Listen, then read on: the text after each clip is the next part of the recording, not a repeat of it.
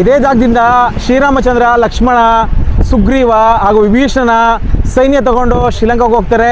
ಅದು ಕೊನೆಗೆ ನಮ್ಮ ಭಾರತನ ಬಿಟ್ಟ ಜಾಗ ಅದು ಇದೇ ಆಗಿರುತ್ತೆ. So welcome to Dhanushkodi. ನಾವು ಮಾಡ್ತಿರೋದು 4 nights 3 days ಟ್ರಿಪ್ಪು. ನೆನ್ನೆ ನಾವು ಮಧುರೈ ಮೀನಾಕ್ಷಿ ಟೆಂಪಲ್ ಎಲ್ಲ ನೋಡಿಕೊಂಡು ಒಳ್ಳೆ ದೇವ್ರ ದರ್ಶನ ಎಲ್ಲ ಆಯಿತು. ಇವತ್ತು ನಾವು ಧನುಷ್ಕೋಡಿಗೆ ಬಂದಿದ್ದೀವಿ. ಸೊ ಧನುಷ್ಕೋಡಿಗೆ ಯಾವ ಥರ ಬರಬೇಕು, ಮತ್ತು ನಿಮ್ಮ ಫ್ರೆಂಡ್ಸ್ ಆ್ಯಂಡ್ ಫ್ಯಾಮಿಲೀಸ್ ಏನಾದ್ರು ಪ್ಲ್ಯಾನ್ ಮಾಡ್ತಂದರೆ ಎಲ್ಲಿ ಸ್ಟೇ ಆಗಬೇಕು, ಎಷ್ಟು ಖರ್ಚು ಬರುತ್ತೆ, ಮತ್ತು ಟಿಕೆಟ್ ಚಾರ್ಜಸ್ ಎಷ್ಟು, ಈ ಥರದ ಓವರ್ ವ್ಯೂ ಆಗಿ ಈ ವಿಡಿಯೋ ಮಾಡ್ತಾಯಿದ್ದೀವಿ. ಮೊದಲನೇ ವಿಡಿಯೋ ಚೆಕ್ ಮಾಡಿಲ್ಲ ಅಂದರೆ ಡಿಸ್ಕ್ರಿಪ್ಷನಲ್ಲಿ ಚೆಕ್ ಮಾಡಿ. ಹಾಗಾದರೆ ಬನ್ನಿ ಧನುಷ್ಕೋಡಿನ ಡೀಟೇಲ್ ಆಗಿ ನೋಡ್ತಾ ಬರೋಣ. ಬಂತು ನಾವು ಮಧುರೈ ಜಂಕ್ಷನಿಂದ ರಾಮೇಶ್ವರಂಗೆ ಹೋಗ್ತಾ ಇದ್ದೀವಿ ಟ್ರೈನಲ್ಲಿ. ಸೊ ನೀವೇನಾದ್ರು ಬಜೆಟಲ್ಲಿ ಟ್ರಾವೆಲ್ ಮಾಡ್ತೀರಾ ಅಂದರೆ ನೀವು ಟ್ರೈನ್ ತೊಗೋಬೋದು. ನಾವು ಫ್ಯಾಮಿಲಿ ಬೇರೆ ಜಾಸ್ತಿ ಬಂದಿರೋದ್ರಿಂದ ಸೊ ನಾವು ಇಲ್ಲಿ ಟ್ರೈನಲ್ಲಿ ಬಂದಿರೋದು. ಆಮೇಲೆ ಕೇವಲ 40 ರೂಪಾಯಿ ಅಷ್ಟೇ ಏನು ಮಧುರೈ ಜಂಕ್ಷನಿಂದ ರಾಮೇಶ್ವರಂಗೆ 3 to 3.5 hours ಆಗುತ್ತೆ. ಸೊ ಬನ್ನಿ ನಮ್ಮ ಟ್ರೈನಲ್ಲಿ ನೋಡೋಣ. ಒಳ್ಳೆ ಬ್ಯೂಟಿಫುಲ್ ವ್ಯೂಸ್ ಎಲ್ಲ ಇದೆ, ಅದೆಲ್ಲ ನಿಮ್ಗೆ ಗೊತ್ತಾಗುತ್ತೆ ಮುಂದೆ.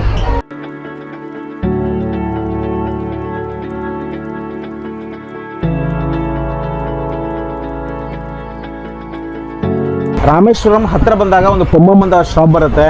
ಇದಕ್ಕೆ ಪೊಮ್ಮಂ ಬ್ರಿಡ್ಜ್ ಅಂತ ಹೇಳ್ತಾರೆ. ಈಗ ಇಲ್ಲಿ ಒಂದು ರೀಸೆಂಟಾಗಿ ಉದ್ಘಾಟನೆ ಆಗಿತ್ತು. ಏನು ಬ್ರಿಡ್ಜು, ಹಳೆ ಬ್ರಿಡ್ಜ್ ಇತ್ತು, ಒಂದು ಬ್ರಿಟಿಷ್ ಕಾಲದ್ದು. ಈಗ ಪೊಮ್ಮಂ ಬ್ರಿಡ್ಜ್ನ ನರೇಂದ್ರ ಮೋದಿ ಅವರು ಉದ್ಘಾಟನೆ ಮಾಡಿದ್ರು 2025 ಅಮೇಝಿಂಗ್ ಆಗಿದೆ. ನೋಡೋಕ್ಕೆ ಮಾತ್ರ ಅದನ್ನ ಟ್ರೈನಲ್ಲಿ ಎಕ್ಸ್ಪೀರಿಯನ್ಸ್ ಮಾಡಬೇಕು ಅಂತಲೇ ಬರ್ತಾರೆ. ದೂದ್ಸಾಗರ್ಗೆ ಹೆಂಗೆ ಫಾಲ್ಸಲ್ಲಿ ಹೋಗ್ಬೇಕಾದ್ರೆ ಫಾಲ್ಸ್ನ ನೋಡಬೇಕು ಅಂದರೆ ಟ್ರೈನಲ್ಲಿ ಹೆಂಗೆ ಹೋಗ್ತಾರೆ, ಅದೇ ಥರನೇ ಇಲ್ಲಿ ಈ ಬ್ರಿಡ್ಜ್ ನೋಡಬೇಕು ಅಂತ ಟ್ರೈನಲ್ಲಿ ಸಹ ಬರ್ತಾರೆ. ಇನ್ನೇನು ಬರ್ತಾ ಇದೆ, ಇನ್ನೇನು ಶುರು ಆಯ್ತದೋ, ಸೊ ಅದನ್ನ ಕಂಪ್ಲೀಟಾಗಿ 360 ಡಿಗ್ರಿ ಕ್ಯಾಮ್ರಾದಲ್ಲಿ ನೋಡೋಣ.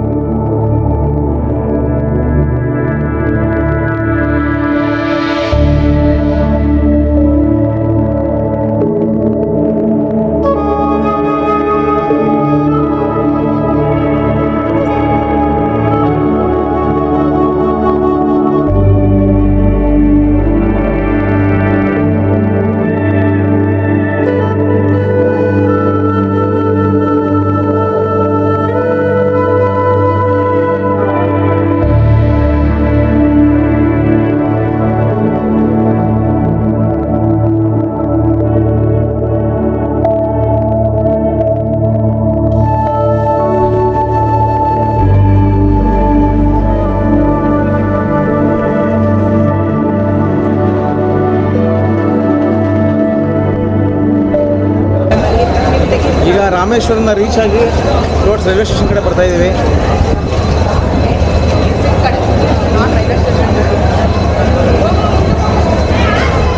Welcome to Rameswaram.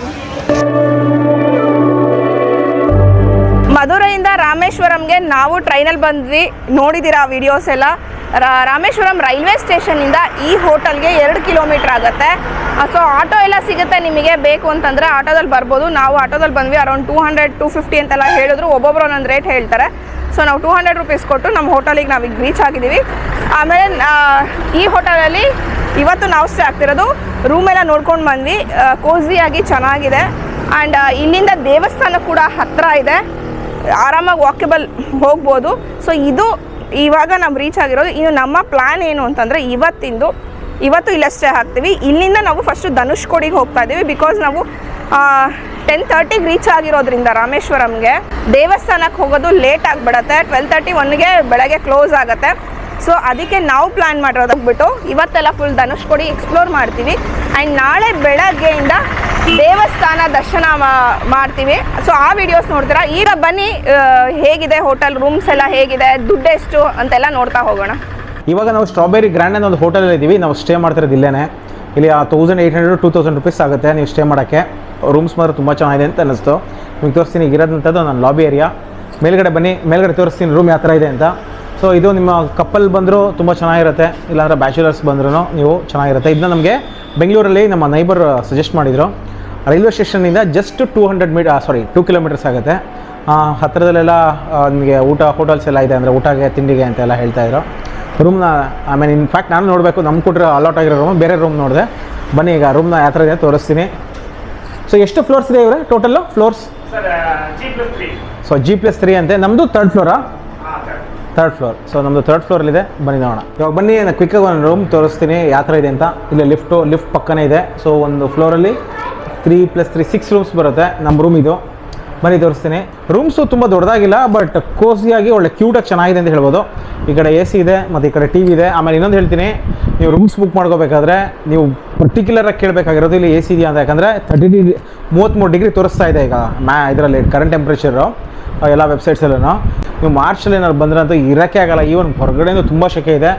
So highly recommended to go for AC rooms. ಮತ್ತು ಎರಡನೇದು ಏನಂದರೆ, ರೂಮ್ಸ್ ಕಡಿಮೆ ಇದೆಯಿಂದ ಬುಕ್ ಮಾಡ್ಕೊಳಕ್ಕೆ ಹೋಗಬೇಡಿ. ತುಂಬ ಪರ್ಟಿಕ್ಯುಲರ್ ಯಾಕೆಂದರೆ ಬಿಸಿನೀರು, ನೀವೇನಾದ್ರು ಬೆಳಗ್ಗೆ ಚೆಕ್ಔಟ್ ಆಗ್ತೀರಾ ಅಂದರೆ ಬಿಸಿನೀರು ಇರಲ್ಲ ಕೆಲವು ಕಡೆ ಎಲ್ಲ. ಅವರು ನೀರನ್ನ ತೊಗೊಂಬಂದು ಬಿಸಿನೀರೆಲ್ಲ ಹಾಕ್ತೀವಿ ಈ ಥರದ್ದೆಲ್ಲ ಹೇಳ್ತಾಯಿದ್ರು. ಸೊ ಅದಕ್ಕೆ ನಾವು ಅದಕ್ಕೆ ಆ ಥರ ರೂಮ್ಸ್ಗೆ ಹೋಗಲಿಲ್ಲ. ಸೊ ಅದಕ್ಕೆ ನಾವು ಪೇ ಮಾಡಿರೋದು 1800 ಪ್ಲಸ್ ಟ್ಯಾಕ್ಸ್ ಆಗುತ್ತೆ. ಅಪ್ರಾಕ್ಸ್ 2000 ರುಪೀಸ್ ಆಗುತ್ತೆ ಪರ್ ಕಪ್ಪಲ್. ಅಂದರೆ ಒಬ್ಬರಿಗೆ ಒಂದೊಂದು 1000 ರೂಪಾಯಿ ಆ ಥರ ಬೀಳುತ್ತೆ. ಕ್ವೀನ್ ಸೈಜ್ ಕಾಟ್ ಇದೆ, ಆಮೇಲೆ ಇಂಟರ್ಕಾಮ್ ಫೆಸಿಲಿಟಿ ಇದೆ, ಈ ಕಡೆ TV ಇದೆ, ಆಮೇಲೆ AC ಇದೆ ಅಂತ ಹೇಳಿದೆ. ಬಾತ್ರೂಮ್ ಅಷ್ಟೇ ತುಂಬ ಚೆನ್ನಾಗಿದೆ, ವಿತ್ ಪವರ್ ಬ್ಯಾಕಪ್ ಇದೆ ಪವರ್ ಏನಾದ್ರು ಹೋದರೆ. ಆಮೇಲೆ ಇದು 2 ಕಿಲೋಮೀಟರ್ಸ್ ಆಗುತ್ತೆ ಅಂತ ಹೇಳಿದೆ. ಸೊ 2 ಕಿಲೋಮೀಟರ್ಸ್ ಇದೆ. ಮತ್ತು ನಿಯರ್ ಬೈ ಇಲ್ಲೆಲ್ಲ ಫುಡ್ಗೆ ಅಂತ ಎಲ್ಲ ಹೇಳಿ ವೆಜ್ ಜಾಯಿಂಟ್ಸ್ ಎಲ್ಲ ಇದೆಯಂತೆ. ಆಮೇಲೆ ಈಗ ಮೇಯ್ನ್ ಹೋಗಬೇಕಾಗಿರೋದು ನಾವು ಧನುಷ್ಕೋಡಿಗೆ ನಮ್ಮ ಪ್ರಯಾಣ ಶುರು ಮಾಡೋಣ. ಧನುಷ್ಕೋಡಿ ಬ್ರಿಡ್ಜು ಮತ್ತು ರಾಮ್ ಸೇತುಗೆಲ್ಲ ಹೋಗಬೇಕು ಅಂತ ಅಂದರೆ ರಾಮೇಶ್ವರದಿಂದ 20 ಕಿಲೋಮೀಟ್ರ್ ಆಗುತ್ತೆ. ಸೊ ನಾವು ಈ ಒಂದು ಆಟೋನ ಹೈರ್ ಮಾಡಿದ್ದೀವಿ. ಕಾರ್ನ ಫಸ್ಟ್ ತೊಗೊಳ್ಳೋಣ ಅಂದ್ಕೊಂಡ್ವಿ. ಕಾರಲ್ಲಿ ಬರೀ ನಾವು ಇರೋದು 6+3 ಅಂದರೆ 9 ಮೆಂಬರ್ಸ್ ಕೂರೋಕ್ಕಾಗಲ್ಲ ಅಂಥೇಳಿ ನಾವು ಆಟೋ ತೊಗೊಂಡಿದ್ದೀವಿ. ಸೊ ಕಾರ್ ಆದರೆ ನಿಮಗೆ ಪರ್ ಡೇ ನಿಮಗೆ ಒಂದು 3000 ಏನೋ ಚಾರ್ಜ್ ಮಾಡ್ತಾರೆ ಕಾರ್ಗಾದರೆ. ಸೊ ಈ ಆಟೋದಲ್ಲಿ ಆಲ್ಮೋಸ್ಟ್ ಲೈಕ್ 12 ಮೆಂಬರ್ಸ್ ಅಕಾಮಿಡೇಟ್ ಮಾಡ್ಬೋದು ಅಂತಂದರು. ಸೊ ಹಾಗಾಗಿ ನಾವು ಈಗ ಇದರಲ್ಲಿ 9 ಮೆಂಬರ್ಸ್ ಹೋಗ್ತಾ ಇದ್ದೀವಿ. ನಾವು 2000 ಪೇ ಮಾಡಿದ್ವಿ. ಎಲ್ಲ ಇನ್ಕ್ಲೂಡಿವ್ ಅಂದರೆ ಏನು ಪಾರ್ಕಿಂಗ್ ಚಾರ್ಜಸ್ ಮಾತ್ರ ಅಡಿಷ್ನಲ್ ಆಗಿರುತ್ತೆ. ಬನ್ನಿ ಈಗ ರಾಮ್ ಸೇತುನೆಲ್ಲ ಕಂಪ್ಲೀಟಾಗಿ ನೋಡ್ತಾ ಹೋಗೋಣ. ಅಷ್ಟೇ ಅಲ್ಲ, ಆಮೇಲೆ ವಿಭೀಷಣಂದು ಒಂದು ದೇವಸ್ಥಾನ ಇದೆ ಡೆಡಿಕೇಟೆಡ್ ಟು ವಿಭೀಷಣ. ಆ ದೇವಸ್ಥಾನ ಎಲ್ಲ ನೋಡೋಣ. ಎಲ್ಲ ಚೆನ್ನಾಗಿದೆ, ಬಟ್ ಟೆಂಪ್ರೇಚರ್ ಮಾತ್ರ ಜಾಸ್ತಿ ಆಗ್ತಾ ಇದೆ. ನೀವು ಬರ್ಬೇಕಾದ್ರೆ ಒಂದು ಛತ್ರಿ ಇಟ್ಕೊಂಡ್ಬರೋದು ಮಾತ್ರ ಮರಿಬೇಡಿ. ಬನ್ನಿ ನಮ್ಮ ಜರ್ನಿ ಶುರು ಮಾಡೋಣ.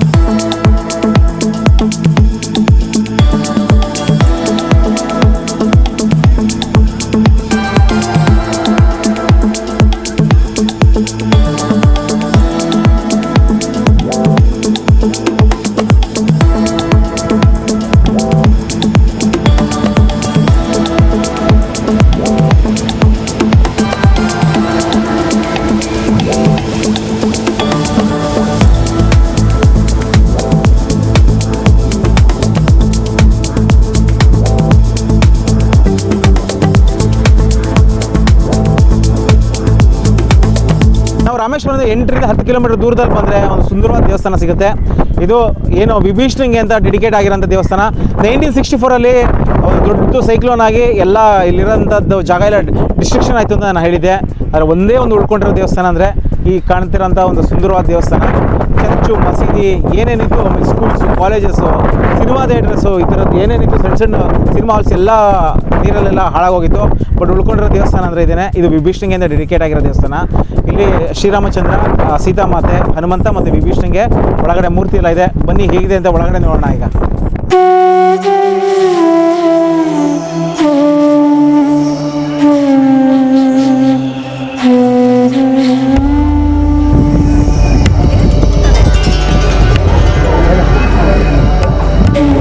ಚೆನ್ನಾಗಿದ್ದಾರೆ, ಸಾಕಷ್ಟು ಜನ ಇದ್ದಾರೆ. ಇದು ವೀಕೆಂಡ್ ಆಗಿದೆ. ಸೊ ನಾವು ಈ ಸ್ಯಾಟರ್ಡೇ ಬಂದಿರೋದು. ತುಂಬ ಜನ ಇದ್ದಾರೆ. ವೀಕ್ ಡೇಸ್ ಸ್ವಲ್ಪ ಕಡಿಮೆ ಇರ್ಬೋದು ಅಂತ ಅನಿಸುತ್ತಲ್ಲ, ಅಥವಾ ಬೇರೆ ಹಾಲಿಡೇಸ್ ಇರುತ್ತಲ್ಲ, ಆದರೆ ಸ್ಯಾಟರ್ಡೇ ಸಂಡೇ ನಾರ್ಮಲ್ ಆಗಿದ್ದಾಗ ಮೇ ಬಿ ಕಮ್ಮಿ ಇರ್ಬೋದು. ಬಟ್ ಇದು ಲಾಂಗ್ ವೀಕೆಂಡ್ ಆಗಿರೋದ್ರಿಂದ ತುಂಬ ಜನ ಇದ್ದಾರೆ. ಎಲ್ಲ ಕಡೆ ರಶ್ಶೇ.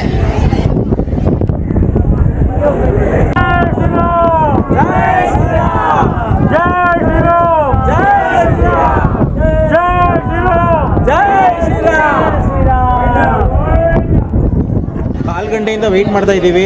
20 ಮಿನಿಟ್ಸ್ ಆಯಿತು. 20 ಮಿನಿಟ್ಸ್ ಇದೆಲ್ಲ ಸಿಕ್ಕಿಲ್ಲ. ಸೊ ನೀವು ಪರ್ಫೆಕ್ಟಾಗಿ ಲಾಂಗ್ ವೀಕೆಂಡು ಮತ್ತು ವೀಕೆಂಡ್ ಅವಾಯ್ಡ್ ಮಾಡಿ ವೀಕೆಂಡ್ಸಲ್ಲಿ ಬನ್ನಿ, ನಿಮಗೆ ಸಿಗುತ್ತೆ. ನೋಡೋಣ ಇನ್ನೂ ಎಷ್ಟೊತ್ತಾಗುತ್ತೆ ನೋಡೋಣ. ಇನ್ನೊಂದು 10-15 ನಿಮಿಷ ಆಗಿದೆ. 30 ಮಿನಿಟ್ಸ್ ಇದೆ ದೇವಸ್ಥಾನಕ್ಕೆ. ಅಂದರೆ ಕೋದಂಡರಾಮ ಟೆಂಪಲ್ಗೆ 30 ಮಿನಿಟ್ಸ್ ಆಗುತ್ತೆ ವೀಕೆಂಡ್. ನಾನು ಎಷ್ಟೊಂದು ವಿಡಿಯೋಸ್ ನೋಡಿದ್ದೀನಿ. ಜಸ್ಟ್ ಈಗ ಮುಂದೆ ಹೋಗಿರ್ತಾರೆ, ಅವರು ಬಂದಿರೋದು ಮೋಸ್ಟ್ಲಿ ವೀಕ್ ಡೇಸ್ ಅಂತ ಅಂದ್ಕೊಂಡಿದ್ದೀನಿ. ಬನ್ನಿ ನೋಡೋಣ ದೇವಸ್ಥಾನದ ದೇವರ ಹಿಂಗೆ ಕಾಣುತ್ತೆ ಮೂರ್ತಿ.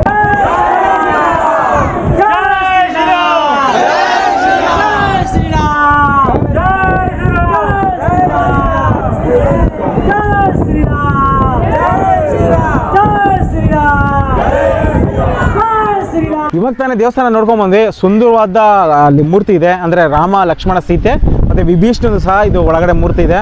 ಒಂದು 2.5 ಇಂದ 3 ಅಡಿ ಎತ್ತರದ ಮೂರ್ತಿ. ಒಳಗಡೆ ಎಲ್ಲ ಕ್ಯಾಮ್ರಾ ಅಲೋ ಇಲ್ಲ. ತಮಿಳ್ನಾಡಲ್ಲಿ ಮೋಸ್ಟ್ ಆಫ್ ದ ಟೆಂಪಲ್ಸಲ್ಲಿ ನಿಮಗೆ ಕ್ಯಾಮ್ರಾ ಫೋಟೋಸ್ ಎಲ್ಲ ತೆಗಿಯೋಂಗಿಲ್ಲ. ಅವಕಾಶ ಇತ್ತು, ತೆಗಿಬೋದಾಯಿತು, ಬಟ್ ಆ ಥರ ಎಲ್ಲ ಒಳಗಡೆ ಎಲ್ಲ ತೆಗಿಯೋಕ್ಕೆ ಹೋಗಲಿಲ್ಲ. ಸೊ ನೀವು ಅಷ್ಟೇ ಅಲ್ಲಿ ಏನಿರುತ್ತೆ ಅದನ್ನ ರೊಟೀನ್ನ ಹಾಕಿರ್ತಾರೆ, ಅವ್ರದ್ದೇನೋ ಕಸ್ಟಮ್ಸ್ ಏನಿರುತ್ತೆ ಅದನ್ನೇ ನೀವು ಅದನ್ನ ಕಂಟಿನ್ಯೂ ಮಾಡಿ ಅಂತ ಹೇಳ್ತೀನಿ. ಬಂದಾಗ ಇದನ್ನು ನೋಡ್ಕೊಂಡು ಹೋಗ್ಬೋದು. ಒಂದು ಸುಂದರವಾಗಿರೋಂಥ ಜಾಗ ಇದು. ಎಳ್ನೀರು ಕುಡಿಯೋಣ ಅಂತ ಬಂದಿದ್ದೀವಿ. 80 ರುಪೀಸ್ ಅಂತೆ ಒಂದೊಂದು ಎಳ್ನೀರು. ಕುಡಿದೆ ನಾನೊಂದು ಆಲ್ರೆಡಿ, ತುಂಬ ಚೆನ್ನಾಗಿ ಅನ್ನಿಸ್ತು. ನಿಮ್ದು ಚೆನ್ನಾಯ್ತಾ ಏನೋ? ಗ್ರೀನೋ ಇದೋ ಕುಡಿದಿದ್ದು?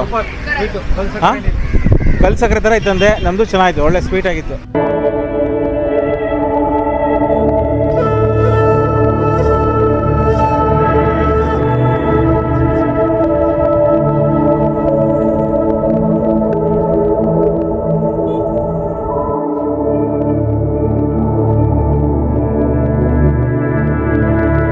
ಅದು 1964 ಒಂದು ದೊಡ್ಡ ಡಿಸಾಸ್ಟರ್ ಆದಾಗ ಉಳ್ಕೊಂಡಿರೋಂಥ ಒಂದು ರೈಲ್ವೆ ಸ್ಟೇಷನು. ತುಂಬ ಜನ, ಸಾವಿರಾರು ಜನ, ಲಕ್ಷಾಂತರ ಜನ ಎಲ್ಲ ಓಡಾಡಿದ್ದಾರೆ ಈ ರೈಲ್ವೆ ಟ್ರ್ಯಾಕ್. ಇದರಲ್ಲಿ ಏನು ಹಿಂದುಗಡೆ ಕಾಣಿಸ್ತಿದೆಯಲ್ಲ ಎಲ್ಲ ಟ್ರೇಸಸ್ಸು, ಇದೆಲ್ಲ ಹಳೆ ರೈಲ್ವೆ ಸ್ಟೇಷನ್. ಹಾಗೆ ಇಲ್ಲಿ ಉಳ್ಕೊಂಡಿರೋಂಥ ಕೆಲವೊಂದು ಮಾತ್ರ. ನಾನು ಆಗಲೇ ಹೇಳಿದೆ, ಒಂದು ದೇವಸ್ಥಾನ ಬಿಟ್ಟು ಇಲ್ಲಿ ಏನಿತ್ತು ಏನೂ ಇಲ್ಲ ಸಿಟಿ. ಈಗ ಅಷ್ಟೆಲ್ಲ ಹಾಳಾಗೋಗಿದೆ. ಬನ್ನಿ, ಒಂದು ಸವಿ ನೆನಪಿಗೆ ಅಟ್ಲೀಸ್ಟ್ ರೈಲ್ವೆ ಸ್ಟೇಷನ್ ಯಾವ ಥರ ಇದೆ ಅಂತ ಎಲ್ಲ ನೋಡ್ಕೊಂಡು. ಇಲ್ಲಿ ಧನುಷ್ಕೋಡಿಯಲ್ಲಿ ನಿಮಗೆ ಶಾಪ್ಸ್ ಎಲ್ಲ ಸಿಗುತ್ತೆ ಪಕ್ಕದಲ್ಲೇ. ಇಲ್ಲಿ ಒರಿಜಿನಲ್ ಮುತ್ತು ಕೂಡ ಸಿಗುತ್ತೆ ನಿಮಗೆ. ಒರಿಜಿನಲ್ ಮುತ್ತು ಅಥವಾ ಆರ್ಟಿಫಿಷಿಯಲ್ ಏನು ಅಂತ ಅವರೇ ಕೂಡ ಎಕ್ಸ್ಪ್ಲೈನ್ ಮಾಡ್ತಾರೆ.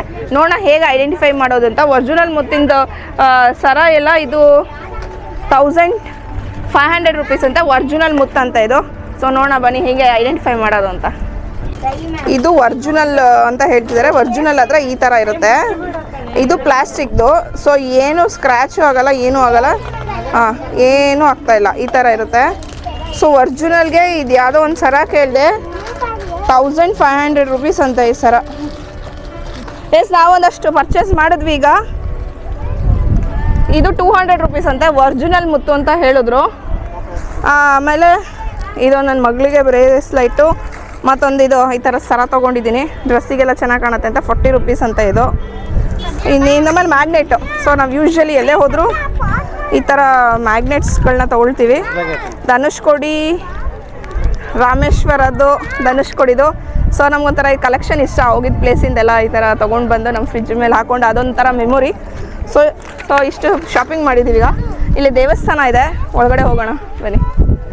ಈಗ ಧನುಷ್ಕೋಡಿಯಿಂದ ಈ ಲಾಸ್ಟ್ ಲ್ಯಾಂಡ್ ಆಫ್ ಇಂಡಿಯಾ ಅಲ್ಲಿ ಹೋಗ್ತಾ ಇದ್ದೀವಿ. ಮೇಲ್ಗಡೆಯಿಂದ ಡ್ರೋನಲ್ಲಿ ನೋಡಿದ್ರೆ ವ್ಯೂನೇ ಬೇರೆ ಇರುತ್ತೆ. ನೋಡೋಣ, ಡ್ರೋನ್ ಫ್ಲೈ ಮಾಡೋಕ್ಕೆ ಟ್ರೈ ಮಾಡ್ತೀನಿ, ಮತ್ತು ವ್ಯೂ ಹೇಗಿದೆ ಅಂತ ಕಂಪ್ಲೀಟಾಗಿ ತೋರಿಸ್ತೀನಿ.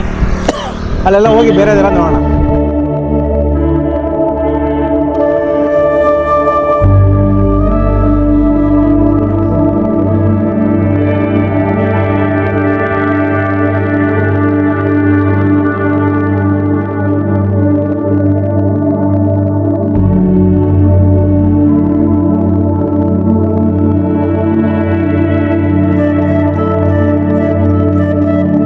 ಇದೇ ಜಾಗದಿಂದ ಶ್ರೀರಾಮಚಂದ್ರ, ಲಕ್ಷ್ಮಣ, ಸುಗ್ರೀವ ಹಾಗೂ ವಿಭೀಷಣನ ಸೈನ್ಯ ತಗೊಂಡು ಶ್ರೀಲಂಕಾಗೆ ಹೋಗ್ತಾರೆ.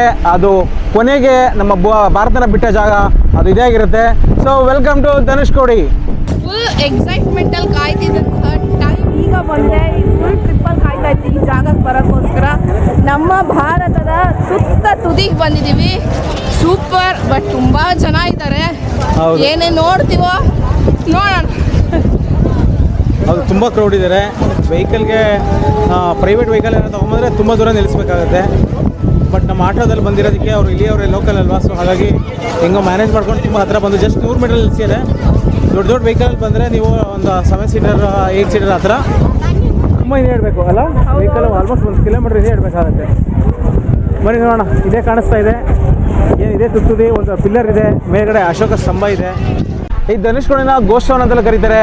ಗೋಸ್ಟ್ ಟೌನ್ ಅಂತ ಹೆಸರು ತೊಗೊಂಡಿದ್ದೇನಕ್ಕೆ ಅಂತ ಡೀಟೇಲ್ ಆಗಿ ನಾನು ಈ ವಿಡಿಯೋದಲ್ಲಿ ತಿಳಿಸ್ತೀನಿ.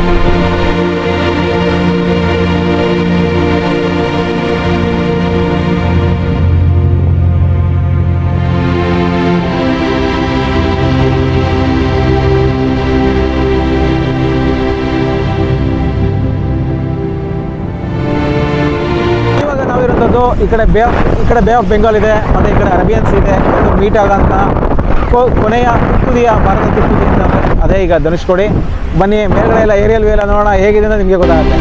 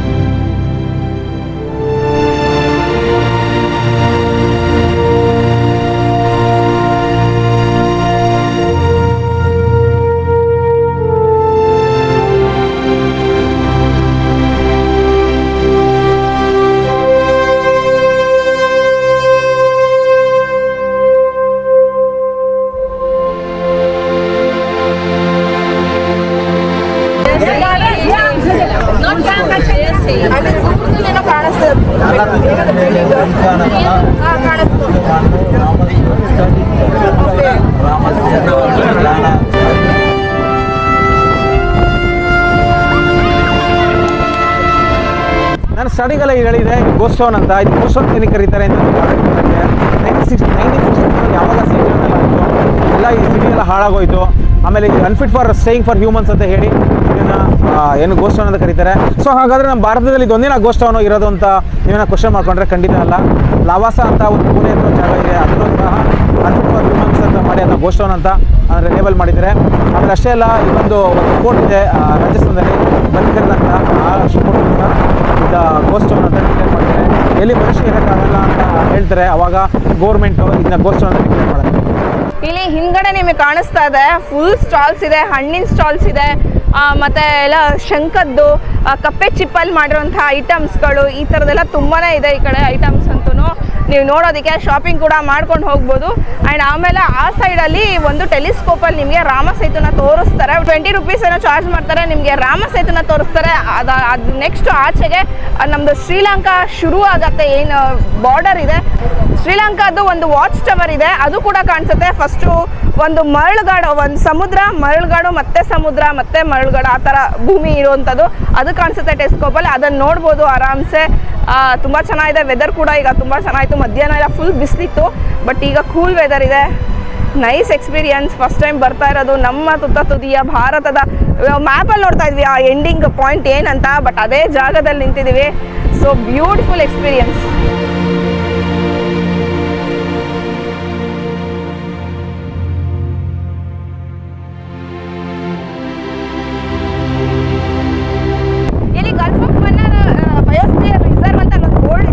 ಸೊ ಅದ ಹತ್ರ ಒಂದು ಬ್ರಿಡ್ಜ್ ಇದೆ ಹಳೇದು.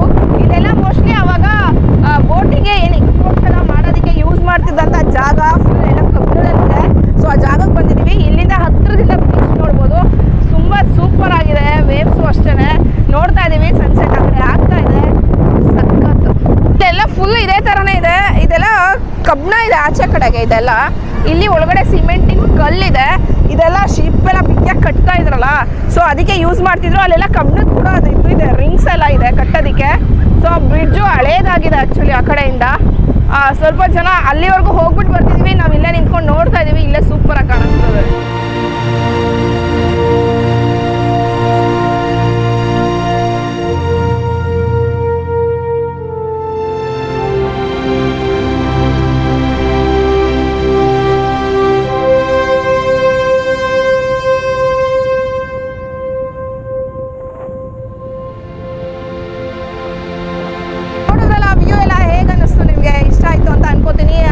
ಈ ಕಡೆ ಫುಲ್ ಸನ್ಸೆಟ್ ಆಗ್ತಾಯಿದೆ, ಬಟ್ ಕ್ಲೌಡಿ ಇರೋದ್ರಿಂದ ಅವಾಗವಾಗ